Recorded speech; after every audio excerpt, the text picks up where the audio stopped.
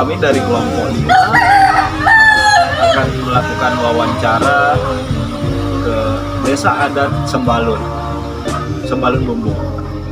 Saya sebagai ketua, saya Rudi Wijaya dari Lombok Timur, dan saya Nurul Fazria dari Bima. Saya Salsa Mazari dari Lombok Timur. Saya Salma Fiana dari Lombok Barat.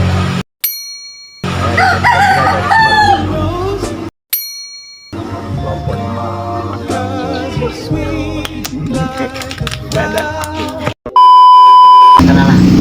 Assalamualaikum warahmatullahi wabarakatuh. Waalaikumsalam. Jadi kita ini dari Ram Universitas Mataram, dari Prodi Bahasa Inggris semester 1.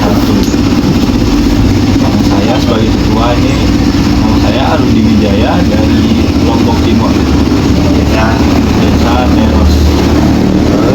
Ya. Saya sebagai anggotanya, nama saya Nurul Fazria. Saya dari Bima, di desa Rato. Juga. Iya. Saya Salma Fiana dari Kabupaten Sumba Barat, di Sutelep. Di kota juga ya. Iya. Terus Nama saya Salsa Mazari. Saya dari Lombok Timur, khususnya daerah di Rarang. saya Reza Fadilan dari Sembalun. Bau. Jadi itu persilakan waktu, silakan yang mau ditanya-tanyakan silakan dulu, nanti kan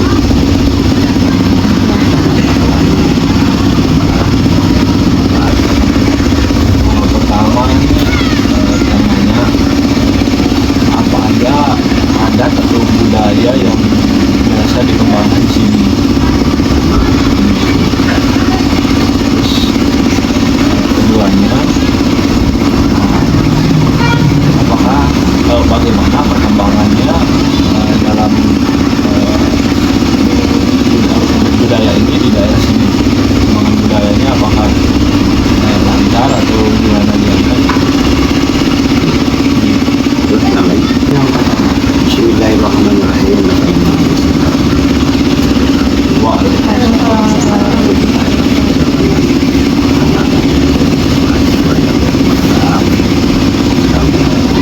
Saya asli Bandung kan itu.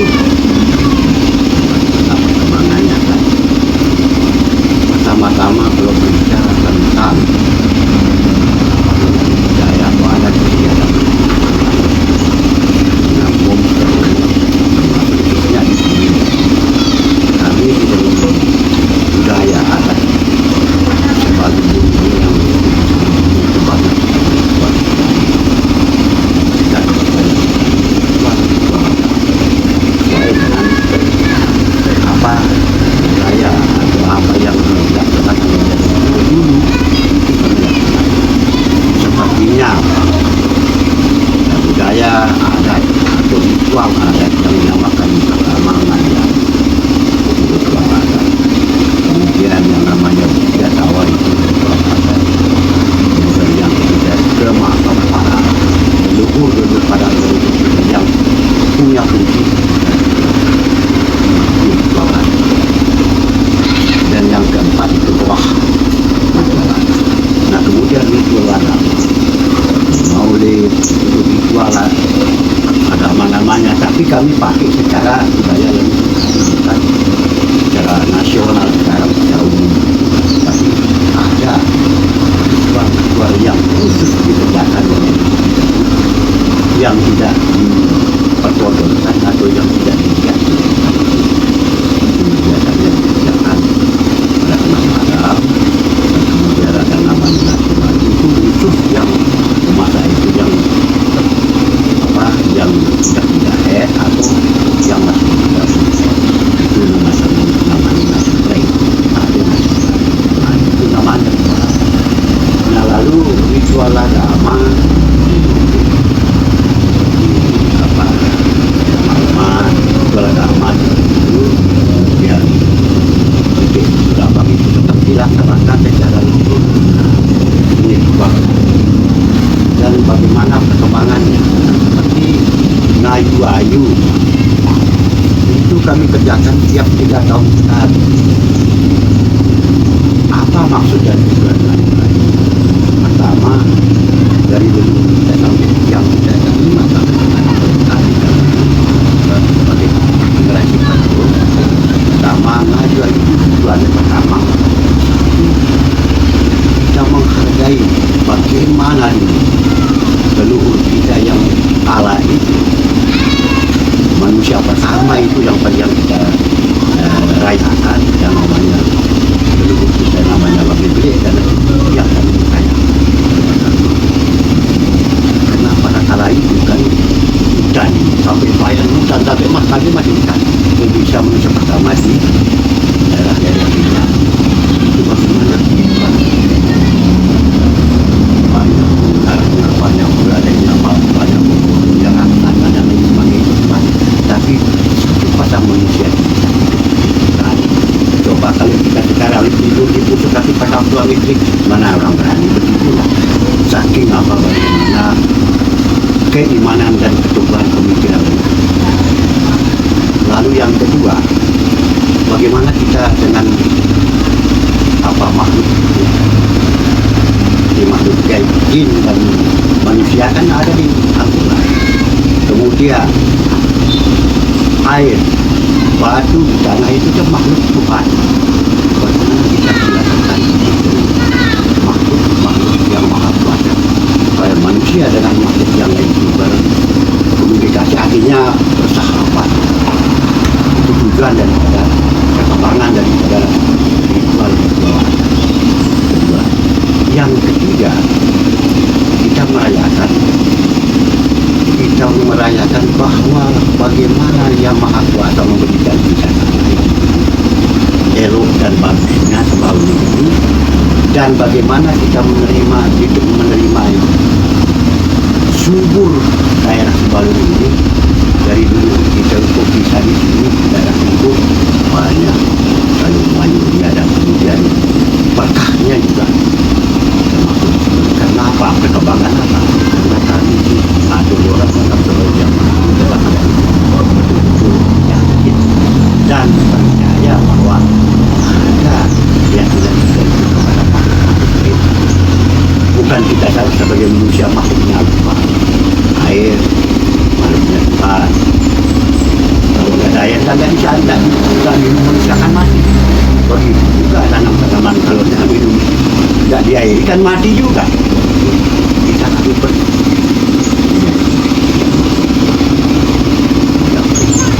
lalu yang keempat, kita bersyukur diberikanlah kita oleh manusia pertama yang membawa makanan pokok orang Sebalu dulu yang namanya padi.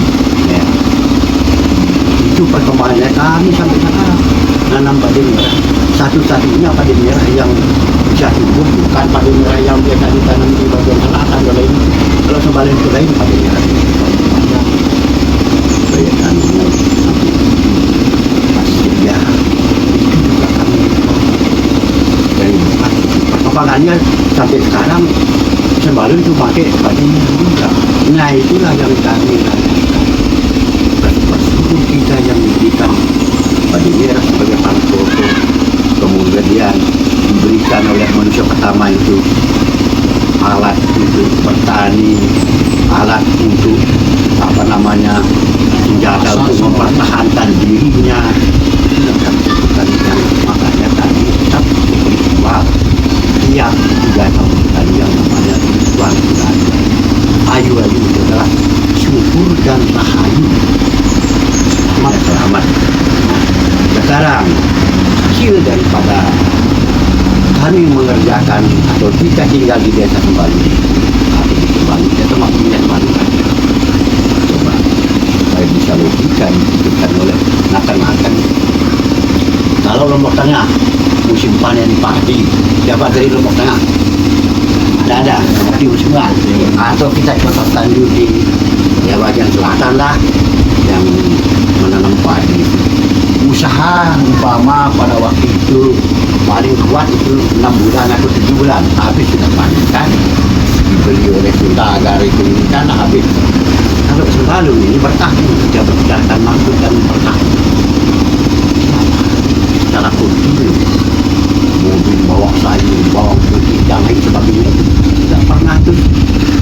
Berapa tahun itu tidak pernah putus, 3 kali dapat saja. Ini supaya belum kita dapat. Yang kedua, ini kalau bicara perkembangan hasilnya, bila hari tahun 2018 terjadi gempa bumi yang dinamakan Sembaulun kan, tetapi kan di sini tidak ada rumah, tidak. Sekitar rata-rata ada yang jatuh sedikit, ada yang rusak tadi tidak. Kemudian tidak ada juga meninggal karena gempa. Artinya karena syaratnya gempa ya memang Tuhan ada, tapi tidak ada yang tertimpa dan lain-lain. Yang banyak itu di lembah udara. Sekarang masuk ke lembah. Kok kenapa di Sembalun disebut? Yang di Sembalun itu banyak sekali. Yang dulunya, yang tadinya mempunyai selimut kabar 1 jadi 2, jadi 3. Yang tidak punya rumah jadi punya rumah. Dan begitu sebenarnya yang dibantu itu sebenarnya lembah utara karena banyak meninggal. Tapi kenapa nimbun di Sembalun? Itu keberkahan. Karena lewat musibah itu yang Maha Kuasa memberikan berkah kepada orang-orang di Sembalun. Makanya kalau nanti lah orang-orang Lombok Utara ini karena di Sembalun tempat impor apa namanya itu bantuan di Sembalun saja padahal itu yang tadinya punya kabar selimut 2 jadi 10 kadang-kadang. Yang tidak punya, yang punya rumah 1 jadi 2 rumahnya bantuan. Yang namanya perkembangan. Nah lalu yang tadi kan ekonomi penghasilan ini daerah Sembalun ke Melawang ini kan sedikit. Berapa hektar nggak mampu kalau banyak manusia itu yang mampu.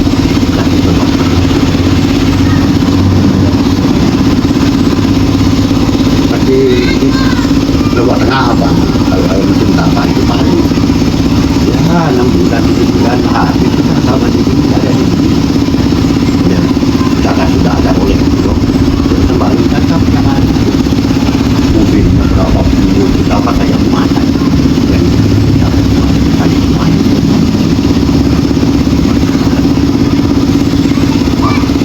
Terus selanjutnya yang kedua lagi pertanyaan yang lain. Tentang keadaan tadi tanggal spesifik untuk ada ininya itu biasanya tanggal berapa dalam 3 tahun sekali? Jadi perjalanan yang 3 tahun tetap diambil tahun selanjutnya separuhnya diambil awal, separuhnya juga diambil tengahnya. Jadi setelah saya sebagai keluarga nanti saya punya anak.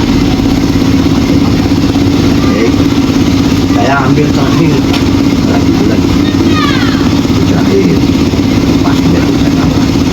Bisa juga kita ambil Januari, Februari, Maret pertama. Bisa juga kita ambil April, Mei tapi masih sudah habis sudah tahun tadi tahun yang terakhir jadi nah jadi kita ngambil terakhir biasa kita itu tidak boleh luar daripada hari Kamis. Standarnya kita ambil umpama dalam bulan Juni berapa dalam 1 bulan itu kan 4 minggu berapa hari ya itu bisa tempatkan tanggal berapa Kamis. Maka kalau jatuh pada tanggal 8 hari Kamis bulan Juni jatuh tanggal 14 bulan Juni bisa jatuh tanggal 24 bulan Juni bisa. Tapi menurut ada orang yang kita pakai biasa itu karena di sini ada juga ritual yang yang mistis yang tidak boleh kepada di undangan kita dipakai tanggal 5 yang sebenarnya tanggal 15 tanggal yang sehingga kita sebut tanggal 5 tanggal 15 tanggal lahir dan marah nama namanya perang keempat. Nah, maksudnya perang ketupat itu sebenarnya menurut leluhur kita, termasuk makhluk Tuhan yang tidak artinya mau merusak apa namanya manusia, dan tidak memberikan manusia supaya selamat itu ada jin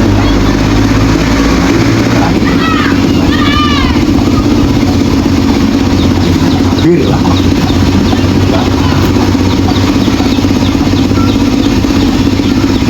Waduh. Nah, ini acaranya yang Apanya itu punya?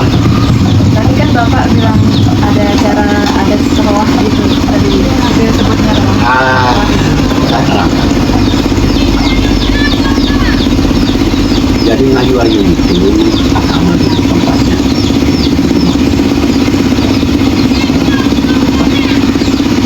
Pertama, kemudian bangun pertama oleh manusia pertama itu dan manusia desa pertama itu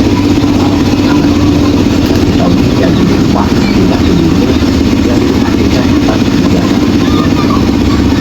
Nah, ritual wah itu tiap bulan wah kita akan tiap tahun itu wah sama dengan murid ya tiap tahun sama dengan bubur putih.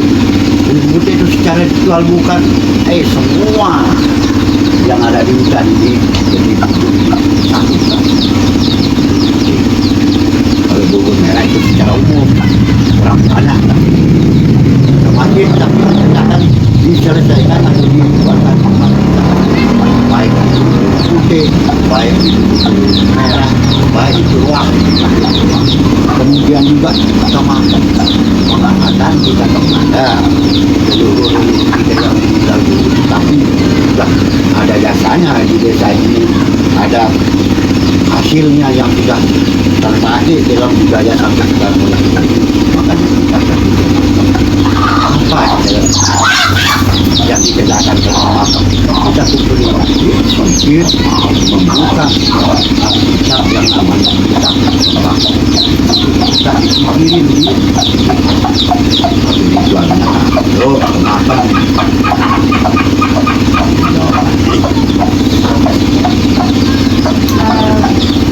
ya saya bagaimana peran masyarakat untuk mempertahankan budaya tradisional di era globalisasi sekarang kan gitu, sebagaimana kita tahu kan semakin jadi kami dari tokoh-tokoh baik tokoh masyarakat, tokoh adat, tokoh agama dan memberikan ruang sebagai manusia itu makanya dari yang tinggi ataupun paknya ataupun manusia itu gambaran kesenian belajarnya itu yang boleh belajar baik yang artinya yang seninya bernari seperti pandang dendeng seperti anak itu juga dan sekarang untuk menjaga apa namanya itu karena banyak juga apa namanya budaya-budaya kita ke cara ada dulu kami tetap partisipasi pemuda itu tetap ada karena kita yang muda itu jelas setiap hari lah paling nggak 1 minggu sekali kemarin latihan alatnya ada di dalam bisa di dalam terus berapa pertanyaan lagi saya nandang mendek tujuannya untuk apa dan kapan pertama kali dikerjakan.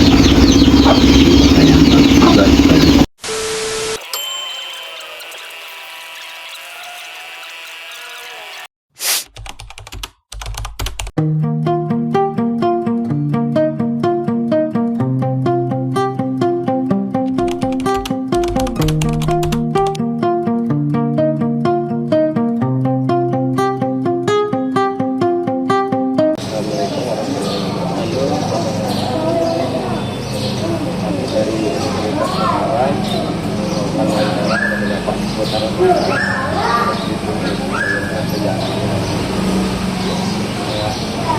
saya Wijaya sebagai ketua kelompok di WTF. Saya dari koordinasi ya.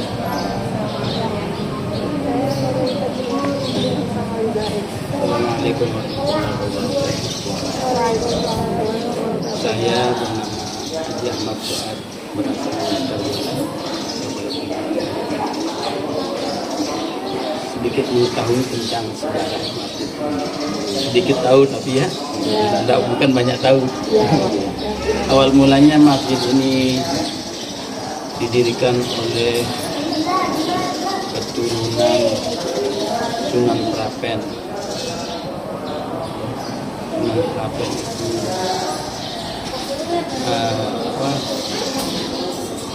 anak cucu daripada Sunan Ampel yang baru ke Lombok. Yang antara tempatnya singgah di sini. Dan yang pertama dan bermula di sini keturunannya, tapi bukan Sunan Prapennya, keturunan Sunan Prapen. Siapa namanya kita salah-salah. Cuma berasal dari Jawa. Terus dia membangun tempat wudhu dan tempat sholat. Tempat wudhunya masih sampai sekarang berdiri di depan masjid ini. Ini masjid ini sudah 5 kali renovasi. Pertama pakai alam, masih beratap alam, dan itu beratap alam itu dibakar oleh anak agung, dibakar masih itu. Dibakar kan antara anak agung sama orang sini kan selalu bentrok. Orang sini selalu bertahan, orang di sini selalu bertahan. Jadi kita nyerang lewat anak dia bakar masjid ini. Terus setelah itu lama kemudian dibangunlah. Tapi masjid ini berdiri kira-kira 800 tahunan. 8 sekarang 1400 ya. Ya kira-kira tahun 800, bukan 800 tahun. 800 tahun masih. Ya kurang lebih itu lah. Terus yang membangunnya meninggal di bagian Kuranji, tempatnya meninggal dengan catatan dia ada sebab keadaan dibunuhlah dia di sana. Terjadilah dimakamkan di sana. Nama makamnya makam Padang Raya. Boleh disaksikan sekarang. Lalu yang kedua digagaslah pembangunan masjid ini oleh Tuan Guru Haji Muhammad Rais. Tuan Guru Haji Muhammad Rais. Dia sampai bukti daripada dia yang mengandung dia sampai sekarang masih soko gurunya ada di depan, 4 tiang soko guru. Soko guru itu kan melambangkan bahwa yang membangun atau ada dan pembangunannya ada, kan? Iya, jadi buktinya boleh disaksikan di depan. Ya 4 tiang itu soko gurunya kan, dulu kan bertiang 4 pasti itu semua kan. Itu mungkin juga berangkatnya dari Khulafaur Rasyidin Abu Bakar, Umar, Utsman, Ali, itu kita tidak tahu ya. Atau berangkatnya dari Maliki, Hanafi, Syafi'i, Hambali, mungkin saja. Nah, terus setelah itu kurang lebih 100 tahun yang lalu, 150 tahun. Sekarang ini tahun berapa sekarang? 2024. Dia meninggal, Allah yarham, itu meninggal sudah 50 tahun. Umurnya 125. Jadi 175. Ya. 175.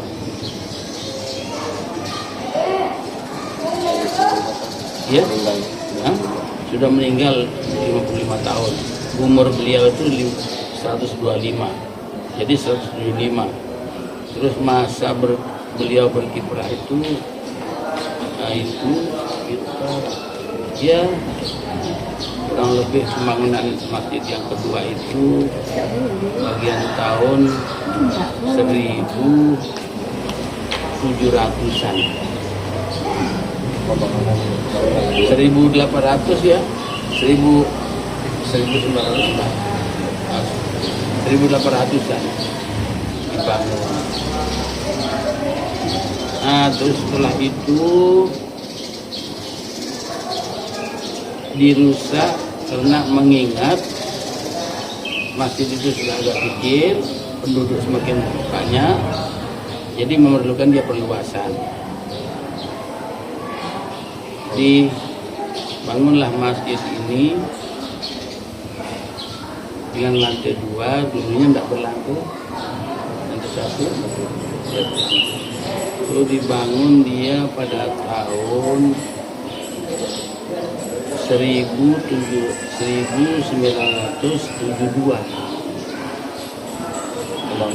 Renovasi ketiga. Renovasi ketiga mulai pembangunannya 1972. Betul. Berakhir sampai 2001. Enggak 1972. Pokoknya pekerjaannya 2 tahun. 74, 75 lah. Ambil nanti ya. 75, 1975 didirikan masjid ini. Nah, terus diperluas lagi masjid ini menjadi tambah luas ke depan dan ke belakang. Dibangun tahun 2005. Pembangunan sampai sekarang berarti ini pembangunan yang kelima ya, kelima. Insya Allah ini yang kelima.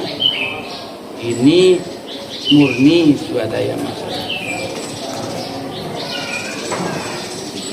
Di antara nama penggagasnya yang pertama yang saya sebut tadi, Tuan Guru Haji Muhammad Rais, yang pembangun kedua, ya, yang kedua. Terus yang ketiganya terus murid-murid beliau banyak, yang banyak sekali. Nah, terus yang ketiganya ya pernikahan.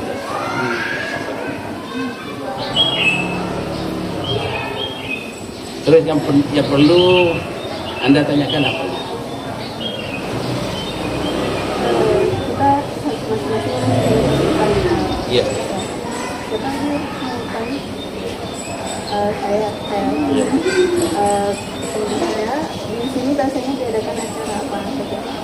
Kalau di sini acara pernikahan diadakan di sini, ya, akad nikah dan maulidan di sini. Maulid itu maulid Nabi ya, di sini. Kegiatan yang bentuknya beragama, ya.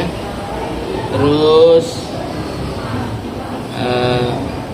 ada acara istilahnya Mi'raj, ya, Isra Mi'raj di sini juga difokuskan. Dan sekarang ini acara haul semua tuan guru difokuskan di sini. Tuan guru yang semuanya ini tertera.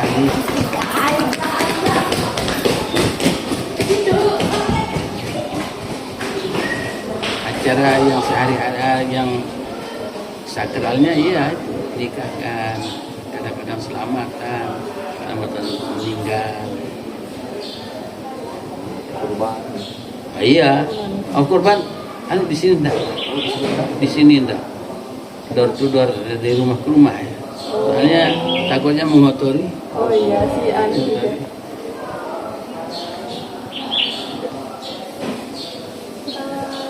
Kan ini ciri arsitekturnya itu kayak Mesir dulu gitu, apa ada alasan kenapa arsitekturnya kayak gitu? Arsitekturnya di sini ini berangkat dari sudah perkembangan zaman ya, agak modern ya, ya mengikuti. Kalau dulu kan atapnya pakai atap, pakai anu dulu apa, bukan pakai kubah begini, kubahnya dari genteng ya, yang segi 4, bawahnya juga mengikuti segi 4. Itu tiangnya masih sampai sekarang, itu yang di depan. Terus selain dari itu, masjid ini tidak pernah sepi orang berjamaah, Iya. selalu ramai, apalagi waktu tertentu. Kalau Idul Fitri, Idul Adha,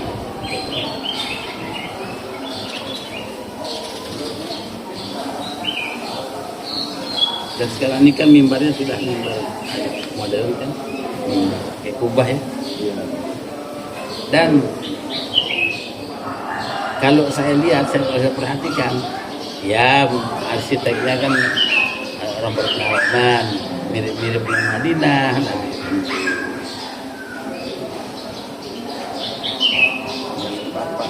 Bagaimana peran masjid ini dalam penyebaran Islam? Kalau penyebaran Islam di Lombok, Islam di Lombok ini, orang di sini ini tidak pernah tunduk sama anak agung, tidak pernah namanya dia ngekor, dia apa dijadikan anak buah, tidak pernah. Kalau sama orang Jepang mungkin kalau waktu penjajahan, tapi kalau kan yang lebih lama dan lebih dulu anak agung kan, ya ini kita dia oleh anak agung Karangasem kan, tapi di sini tidak pernah nurut. Tidak pernah nurut. Makanya Sekarbela ini asyukru billah. Orang mengatakan sukar dibela, tapi asyukru billah, berterima kasih kepada Allah. Nah, itu asal kalimat asyukru Sekarbela itu dikatakan. Nah, terus dibagi menjadi bagi 3, Pandai Mas Timur, Pandai Mas Barat, Pandai Musi. Sekarang ada perluasan Mas Mutiara, Sekarbela Mas Mutiara yang di 2. Apa saja alasan utama dalam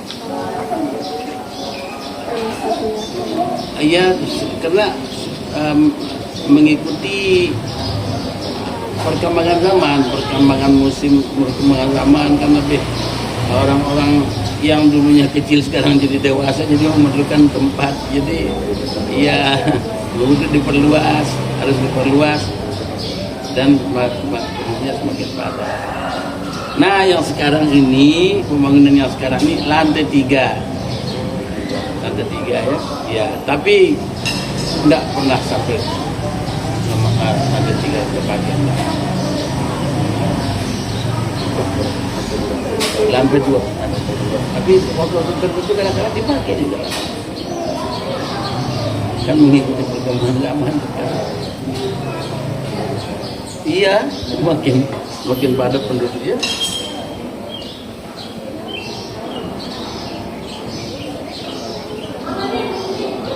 Ini kan lokasinya ini tengah-tengah pemukiman, apa nggak susah kalau buat nanti bahan-bahan bangunannya? Ini selama setahu saya ya, yang di sini ini yang serempak, yang marah ini gotong royongnya siang malam, dan masih ini dikerjakan siang malam 2 tahun ini, berisi 2 tahun gelap siang malam gitu, yang diantaranya saya ya. Jadi masjid ini, maaf ya, bukan tidak berlebihan saya ngomong ya, semua tiangnya ini dipenuhi dengan air. Jadi boleh bilang masjid terapung, masjid ini kita itu kalau ngecor malam itu sambil mesin air penguras itu tetap jalan, mau tidak mau harus kita tabrak dia, walaupun air banyak tetap kita tumpahannya semen, karena nggak bisa ditunggu.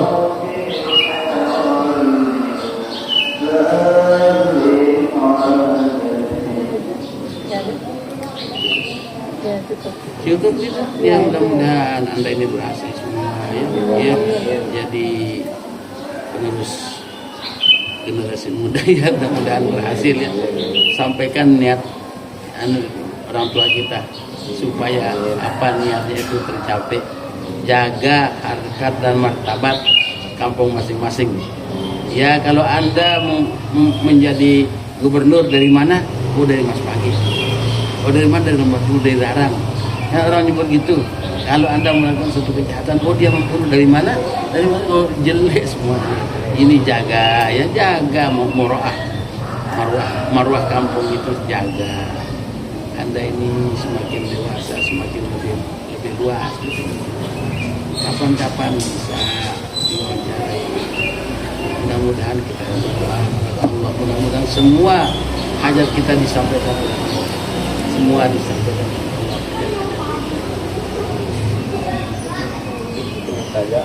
Apa enggak kita ngopi dulu? Hah? Soalnya mau balik ke kampus. Masuk balik ke kampus ya. Ya. Mudah-mudahan. Tapi tidak bisa sempurna ini, sekedar ini bisa saya sampaikan. Hah? Dan kampung ini walaupun kondisinya begini, tapi semua gubernur, orang pembesar-pembesar semua datang ke sini. Ya, nanti sewaktu-waktu kalau acara haul Allah Yaqur, Allah Maghfur dan Tanggul Wais itu Tanggul Sulawak ini dipanggil, diundang.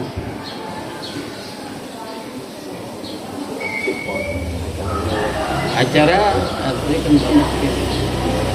dan acaranya itu meninggalnya itu pas hari Lebaran Ketupat. Jadi orang Lebaran Ketupat pergi kemana-mana, kita di sini fokus ke sini. Kalau tidak di sini, di rumah beliau di sana di daerah Kampule. Di pondoknya besar. Pondok Ar-Raisiyah namanya. Masjid ini namanya Ar-Raisiyah. Ar-Raisiyah. Nama pendirinya Tuan Guru Muhammad Rais. Itu yang paling rendah gambarnya paling besar. Ya, yang samping-sampingnya itu muridnya semua. Itu yang bisa kita catat. Kalau yang dari luar banyak sekali. Yang dari Raya, yang dari Lombok Timur. Banyak.